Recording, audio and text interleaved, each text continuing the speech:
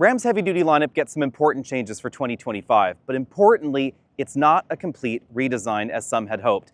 Today, Travis and I are in Nevada to drive, tow, and haul with the new heavy-duty lineup to find out if Ram has done enough to keep it competitive with the Ford and the Chevy. Or, to put it more sharply, is this more than lipstick on a pig? Not that I would call this a pig, but you know where I'm going.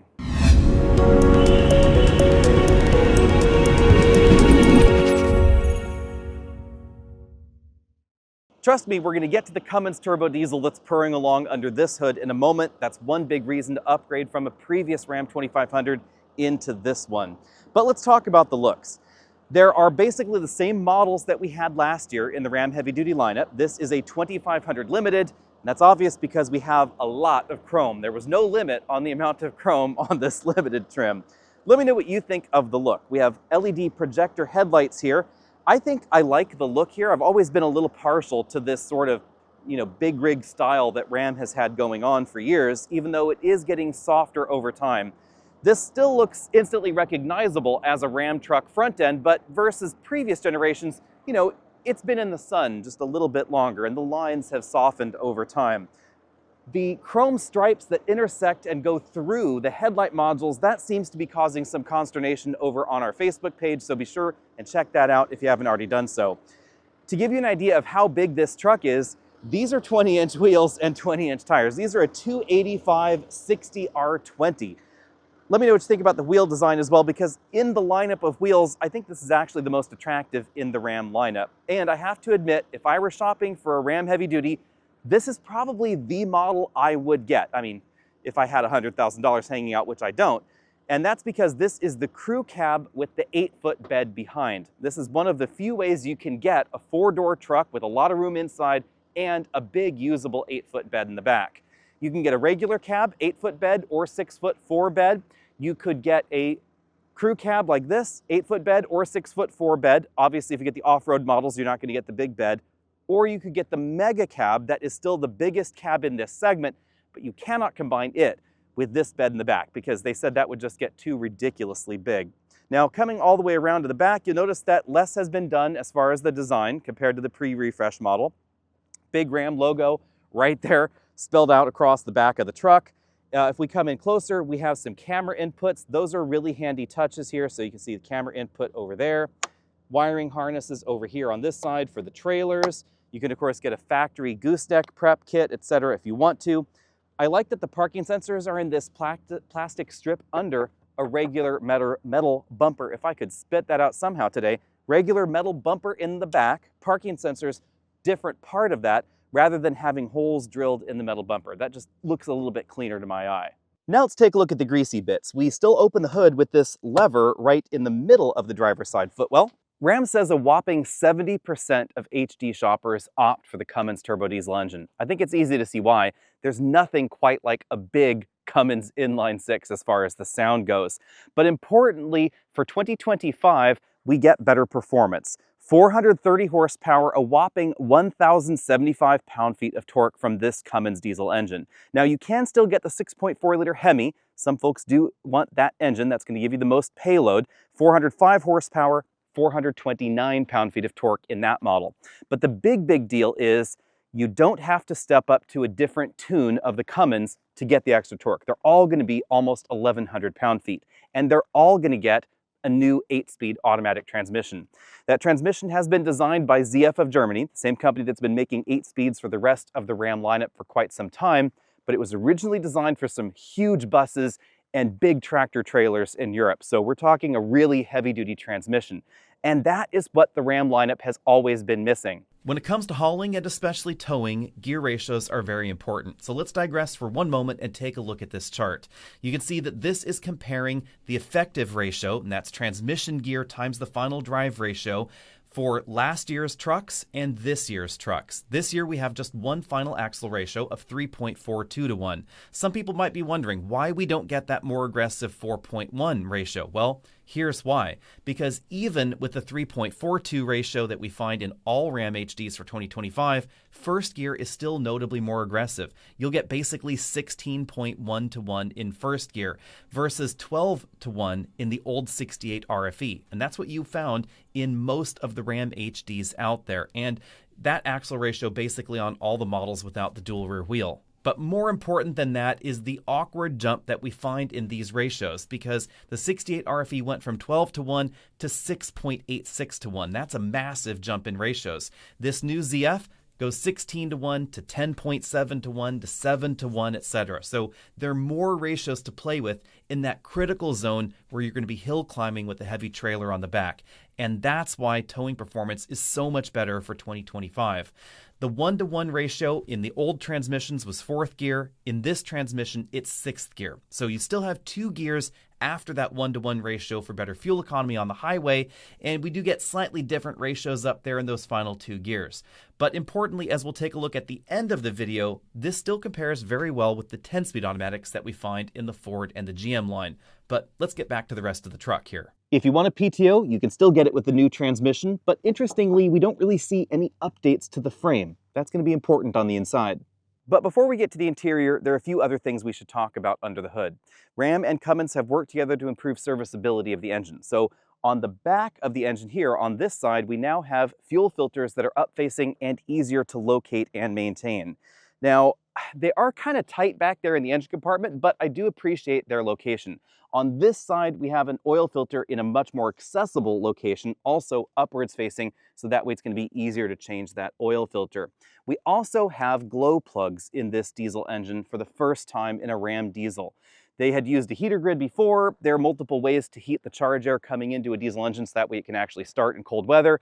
Glow plugs seem to be the more common method of doing this, but I will let you all Google if you want to dive deep into the nitty-gritty work on the one versus the other. Structurally, the heavy-duty lineup did not change much for 2025, and it's more than just the same frame underneath. The cab, it's basically the same as well. Interestingly, so are the seats. And this is one area where the Ram 2500 and 3500 differ from the Ram 1500. If we look down here at the seat controls, for instance, you'll notice we just have two-way adjustable lumbar support. And we don't find anything like the seat massage function that we find in the Ram 1500 lineup. So these seats are less adjustable and I would say less comfortable as well. The core foam in the seat bottom cushion and the back cushion appears to be largely the same as last year's Ram 2500 and 3500, so it's just not quite as ergonomic. The doors are also largely similar, as you'll see in a moment. And we have a steering column that just tilts, it does not telescope. Things are basically the same in the back seat as well. If we take a look at this crew cab model, keep in mind things are going to be different in the regular cab or especially the mega cab. We have these flip out cargo floors that allows you to keep things on a level plane. You also have a little bit of additional storage space under that side. There's a subwoofer on the other side, but it folds out the same way. And the seat bottom cushions flip down like that without any sort of latch mechanism. So I do appreciate the fact that they stay upright really nicely, but you don't need to grab another lever to put them up or down. I think it's easy to see why Ram decided to keep the same cabs, because the Mega Cab is still the biggest in the segment, and this cab is still pretty comfortable for the outboard seats. I have maybe about 2 inches of headroom left here.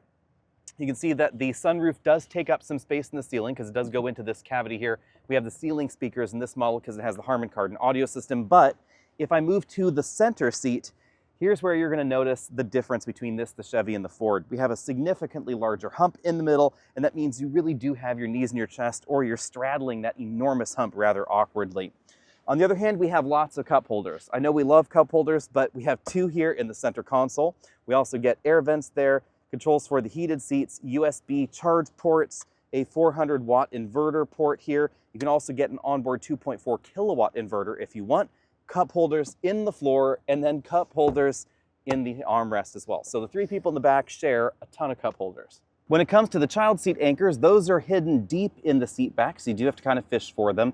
And this has pretty traditional top tether anchors for a pickup truck, where we have these interesting loops here. Here's how they work. You run the top tether anchor through the loop here, behind the head restraint, over here to the next one, and then you actually attach the latch to this loop. So this is the top tether anchor. This is merely a redirect for the top tether anchor. But if you put a child seat in the middle, That becomes the top tether anchor for the middle seat. This becomes the redirect. Let's look at the rest of the interior now. Ram says that they grafted the Ram 1500's electronic systems into this truck. So we have controls up here very similar to the Ram 1500, including the same telematics system, LED lights for the interior, backup camera right over there.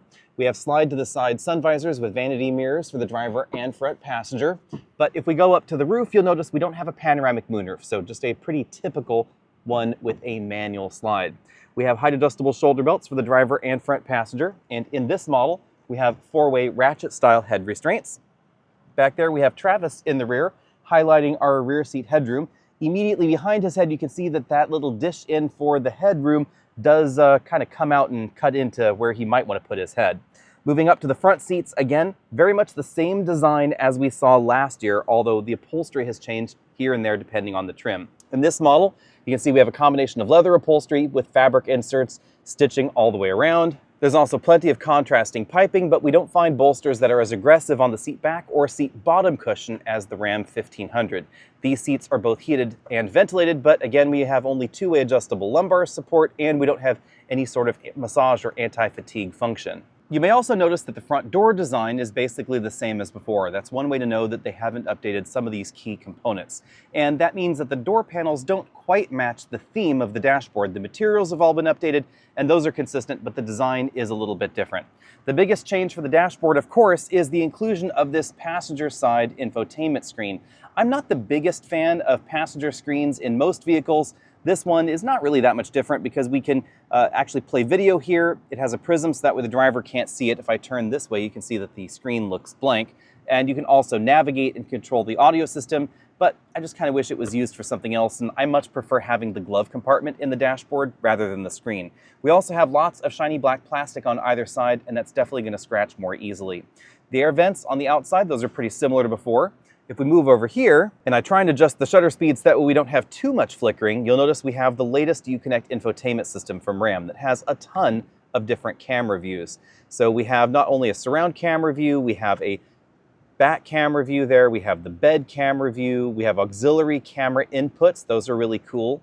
We also have side cameras so you can see down the side of the truck. And a handy cure for blind spot worries, we have a camera display that turns on automatically. This can be enabled or disabled in the software whenever you have the turn signals on. The controls and the display changes based on the trim level you select and which screen exactly is in the dashboard. You can still get a much smaller rectangular screen or two different sizes of this vertical screen, and the controls on either side are going to change based on that screen selection. Down here, you'll notice we have trailer gain control in the screen, but the actual brake toggle down here for emergencies as a physical button. I think that's a really good compromise between different realities. We have the trailer steering option there, and then the actual trailer steering button and knob arrangement below. Alt trailer height there to lower or raise the suspension, the tow haul mode, the engine brake function, and parking sensors enable disable buttons that are separate for the front and the rear. I appreciate that those are split. Down below that, we have 4 USB inputs that work with CarPlay or Android Auto, and then 2 charge-only ports, then the HDMI input for the front passenger screen. We then have 2 wireless charging mats. That's a nice touch here in the center. Big, huge console there, storage area inside. You can move those cup holders forward, cover them up with that wood trim panel.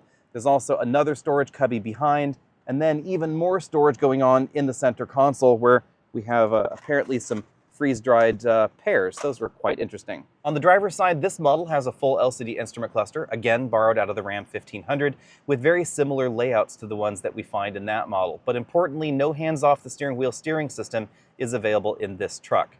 For the screen setup, you can change what information you see in those various quadrants, and you can also adjust the style of the display, whether you want something a little bit cleaner and more modern, or a bit more traditional. No head-up display or anything like that above there on the dashboard. And the steering wheel, that's pretty similar to before. So we have the gear lockout options over here with that gear limit button and regular adaptive cruise control on that side. By now, the observant among you may have noticed the other change. We have a console shifter here. Apparently that is something that a lot of folks really wanted, so Ram moved in that direction instead of having a knob here in the center console. This is still where you're going to find the four-wheel drive modes, two-wheel drive, four-wheel drive high, or four-wheel drive low. Here's what the interior of the Tradesman model looks like. You can see that instead of a center console, we get this fold-up armrest with cup holders.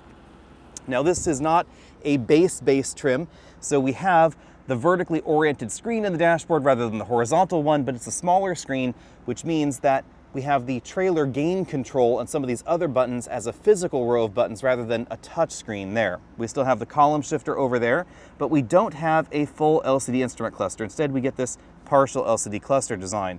We then find, obviously, room for that middle passenger to put their feet somewhere, but we have that big hump in the middle, as you can see there. USB inputs, those are relocated to there, and then we have a storage area in that space. Rather than having a dual glove box design in the dashboard of this model, we have a simple open storage area above that glove compartment. We've jumped inside a Laramie Longhorn so we can take a look at the extra camera views, because this is a big deal for trailering. We have a surround camera view, we also have a backup camera view, forward camera view. Sorry, my finger is a little dry, so the system is not seeing it well.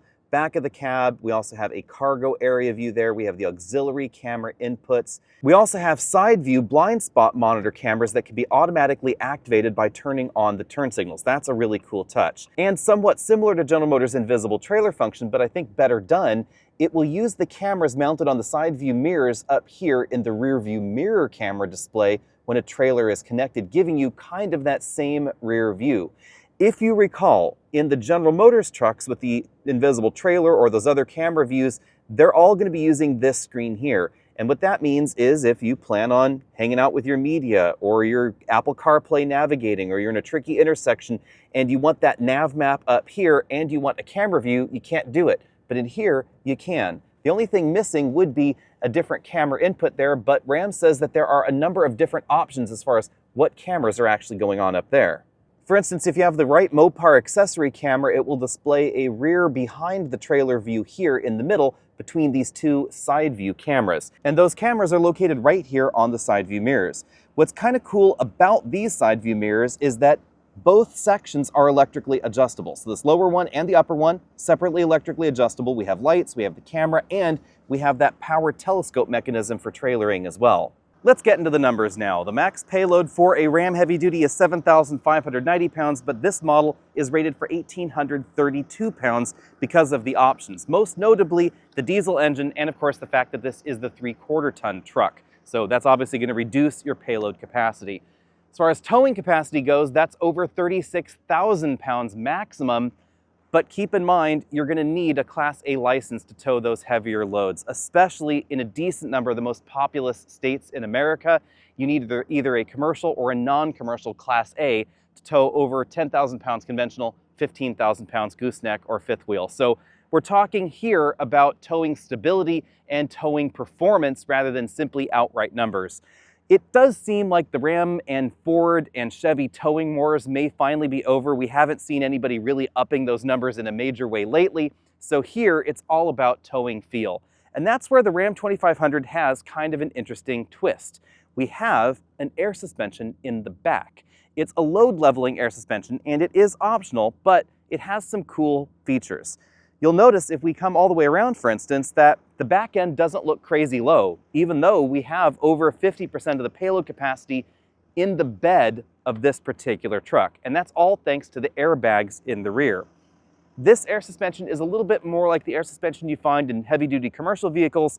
It's not the same as the Ram 1500. So they didn't just transplant the Ram 1500's air suspension into this truck. It also can be used, of course, to make attaching your trailer easier, because you can lower the suspension way down below normal, easily hitch up your trailer, whether that's a fifth wheel, a gooseneck, etc., and then pump the suspension back up when you're right over the ball. Let's start this video out by talking about the ride quality. We are not on our usual gravel road, but you know, this is not a great road surface. No, I mean, this would be more of a challenging road surface. This is not what you're probably doing most of your towing on or most of your hauling on, but you may end up here every once in a while. Yeah, and if you were going to spend more time on these sorts of surfaces, this is where you'd want the Power Wagon. Let's not get stuck here. Also bear in mind that we have 1,000 pounds of dog food in the back. Yeah. Ram says that this is part of a charity thing. They're going to donate the dog food, but they wanted to show us what this was like with extra weight in the back, and it's firm.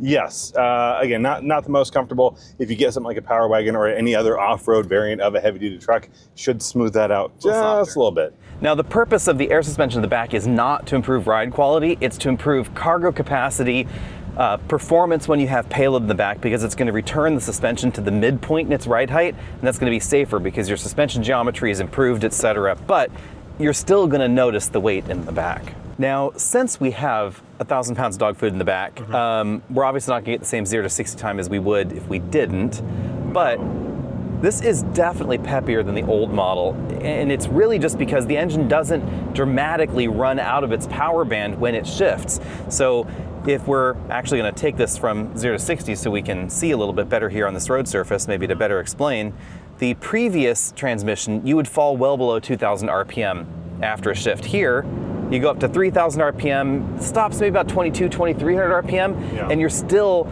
in that area where the turbo's doing something for you. And that's the beauty of having all these extra gears. It's able to find that right gear. It's stay in the power band, like you said, right? We're a diesel, the benefit is torque, the downside is limited range. We're not running out of that because we have gears to compensate. But honestly, if you didn't tell me this is fully loaded, I would not assume that this is at capacity, right? That's a very respectable 0 to 60 run, and you're not going to be running like that when you're fully loaded, but you can, and that's good news, because we could obviously have a trailer with this, and that's really going to change that 0 to 60, but we've got tons of pulling power. Yeah, and that's what heavy-duty trucks are all about. It's about pulling and towing and hauling, etc. So they wanted to preserve that, but we also get the fuel efficiency improvement thanks to this new 8-speed. 0 to 60, 6.9 seconds according to Ram. If you see a 0 to 60 time up there at the top of your screen, that's the one we were able to get a clean run in a Ram without dog food in the back. Yeah. But at the moment, this is the one that we've been able to drive in some of the other versions, chassis cabs, cutaways, etc., that we'll talk about here in a bit. Bottom line though, it's not a vastly different experience. If you didn't care for the Ram heavy-duty lineup with the solid axle, the air suspension combination, you're not going to appreciate this.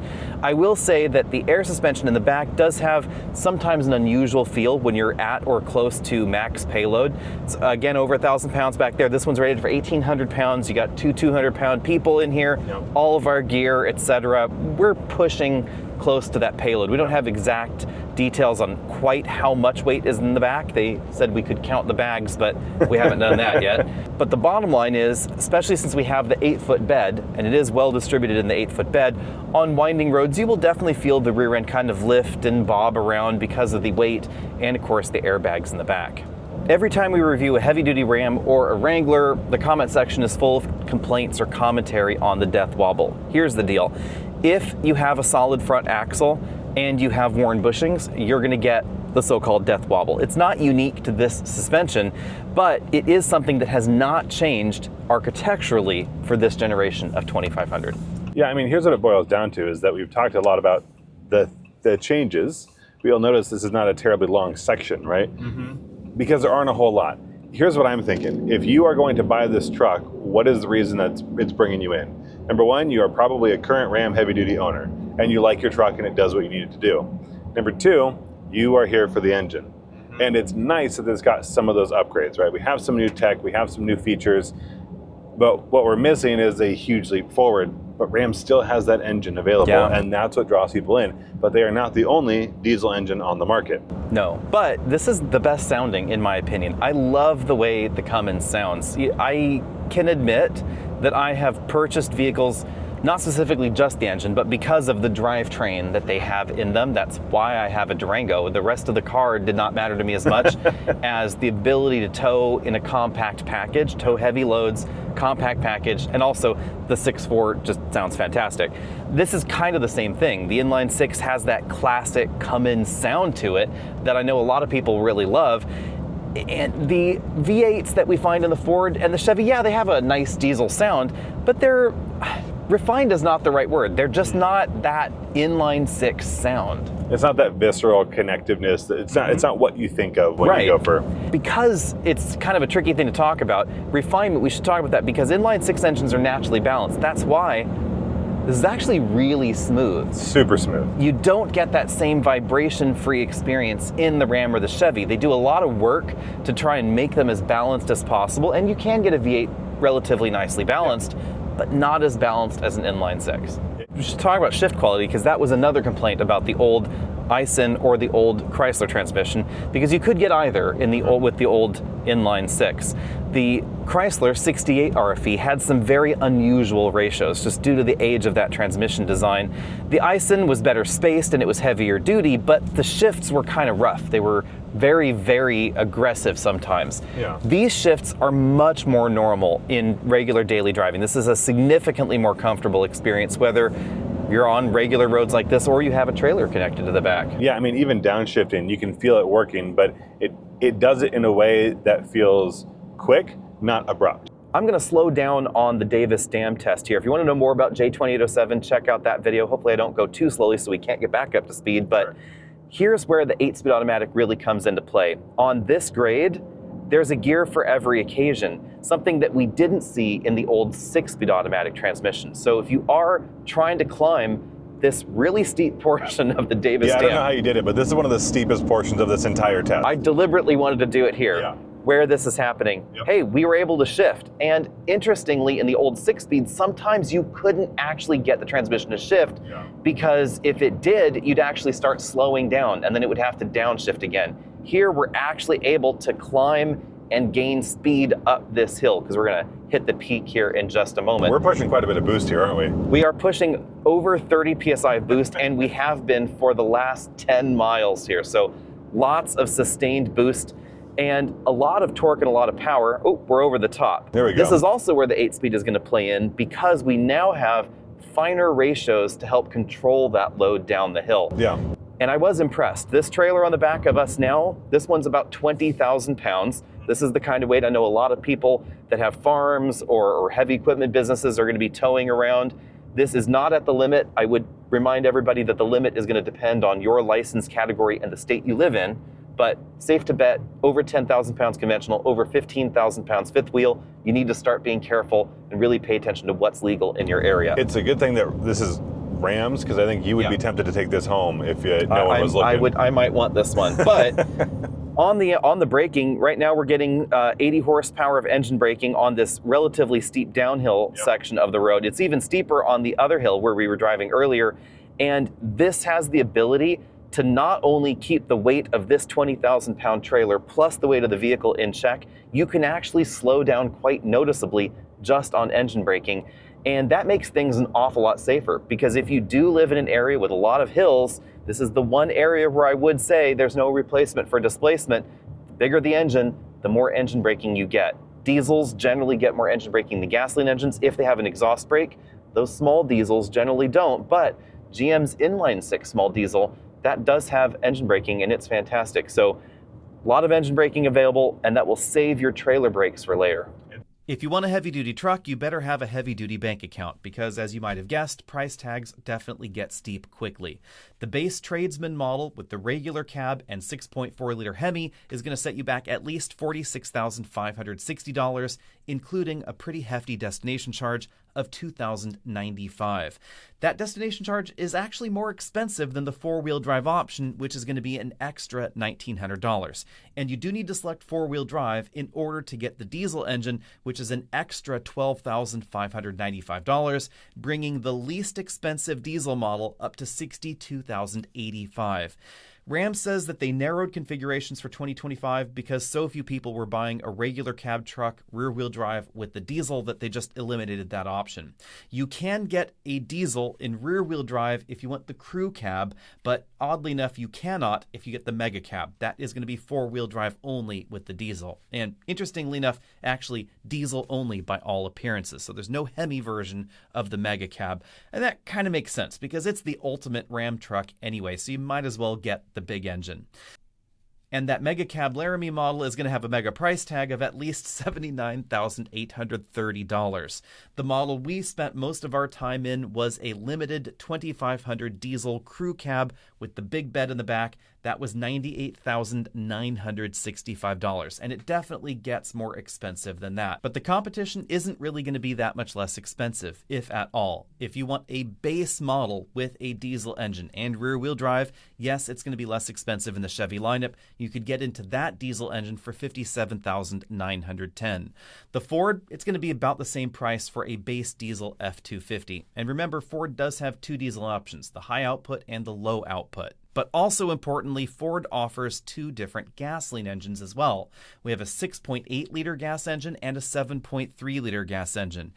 It shouldn't surprise you that we see more variation in the Ford and General Motors HD lineup because they sell a lot more of their HD trucks than Ram does. Ram does really well with half-ton sales. Some years they've actually beaten GMC, and some years they've come really close, seemingly, to Silverado 1500 sales. But on the HD side of things, their sales really pale in comparison to Ford and General Motors. And that's why we don't see as many options or as many of the upgrades that we see in those models. Most notably, again, the fact that we still get the relatively old cab and frame. But as promised, let's take a deeper dive into the transmissions and the ratios here, because I think this is really what heavy-duty trucks are all about, the capability when it comes to hauling and towing. Intriguingly, the Ram truck, even with that less aggressive gear ratio than we found available last year, still has the best mechanical advantage in this segment, with first gear giving you an effective 16:1 ratio between the engines and the output of the axles. That's better than we find in the Ford and GM trucks, which both have that 10-speed automatic transmission. Now, GM calls it an Allison 10-speed. It's a Ford GM 10-speed. The base design was developed by Ford and General Motors together. Each of those manufacturers went off and created a heavy-duty version of that transmission, which is why the ratios are ever so slightly different. They're pretty similar, but not exactly the same. Now, the Ford and the GM transmissions have a decent jump between first gear and second gear. In the Ram transmission, we also see a decent jump, but second gear is actually still a little bit more aggressive than in the 10-speed's second gear. The 1-to-1 ratio in the ZF transmission is 6th gear. It's 7th gear in the 10-speed. And that's obvious when you take a look at, say, around 5th gear. Basically, 5th gear in those 10 speeds is the one that doesn't have an equivalent ratio in the ZF Powerline transmission. By the way, that is what ZF calls it internally. So effectively, 8-speed in the Ram to 10-speed in the GM and Chevy trucks, you're missing the 5th gear and you're missing 10th gear. That's the best way to think of it. So we don't have that much higher ratio for better highway fuel economy. You probably would get slightly better fuel economy in some of the competition, just steady state 60-mile-an-hour driving thanks to that higher ratio. And we don't have that 5th gear ratio, which is probably less important, to be honest. Even with over 20,000 pounds on the back on the Davis Dam test, where we're talking about grades of around 10% for really long stretches, I never found myself wanting another gear within that first, 5 or 6 ratios. I did, however, think that out on the open highway, an extra gear might have been handy, especially if you live in Texas and you want to go 80 miles an hour. Another gear ratio might have helped improve fuel economy, but that's also not the biggest deal. And that's why, as far as the drivetrain goes, Ram has definitely addressed the big glaring problem with the 2024 Ram HD lineup, which was the transmission. The old 68 RFE or the Aisin AS69 RC, they just had some odd ratios, and none of those ratios were as good as the ratios we found in the Ford and in the Chevy trucks. Now, as far as the rest of the truck goes, this is more of an evolution than a revolution, and that's logical because so much of the truck is common with the 2024 model year. We do get the improved camera tech, and I do think that they do a better job of the trailering view cameras than we find in the GM lineup. That's a really cool touch to be able to put those camera views in the rear view mirror rather than having them in the infotainment system. The onboard inverter is also quite nice. We get a 2 kilowatt inverter in the Ford lineup. This is a little bit more powerful, but definitely a really nice touch to have 2.4 kilowatts of inversion. I also actually like the column shifter more than I thought. Not only does it free up space in the center console, but I think it's just more intuitive to use than the knobs or other shift methods that we see out there. I love the air suspension. That's something that I've always liked. In the Ram 2500, of course, it's just the rear axle. It's not a 4-corner air suspension like we find in the 1500, but I still think it's a really good feature to have in a heavy-duty truck. The 8-speed, obviously we've talked about that, but I should mention that we have PTOs on the left and the right side, not just on one side like we find in some of the competition. Unfortunately, Ram still does not have an answer for some of the top-line features that we find in the Ford or in the GM trucks, like Ford's Max Recline seats. If you are using your truck as a long-distance hauler, whether you're doing it privately or commercially, features like the massaging anti-fatigue seats, the Max Recline seats so you can lie down on a longer road trip, the multi-pro tailgate, things like that, those are all really handy features that you do find in the competition and we don't have a Ram corollary for. And then there's the fact that the Ram seats still aren't as comfortable as the competition. And that's something that I have to say Ram could have done something about, because they could have simply transplanted the seats from the Ram 1500 into the Ram 2500, and I could not get a good answer as to why they did not do that. I'm guessing it would have been more than just bolting and unbolting. They probably would have had to have changed the mounting points. Maybe they just didn't want to go that far. But that's one thing they could do for 2026 that would seriously improve the comfort of the truck. And at that point in the time, I wouldn't be so concerned about the lack of panoramic moonroof or the little bit of extra headroom that we find in the Ram 1500, etc. I think that would just fix most of the problems that I had. But let me know what you think about all that down there in the comment section, and which truck would you pick if your money were on the line. Ram did make some heavy-duty changes here. Again, mechanically, that's the important part with this truck, so it is more than lipstick on a pig. But unfortunately, when it comes to the interior, you know, those front seats, they're still kind of squeaking. Let me put it that way. Let me know what you think down there at the bottom. And which truck would you get? These seats are the prime reason that I would probably get a GMC Sierra if my cash were on the line, especially if I needed to be behind the wheel for more than an hour or two at a time. See all of you next week.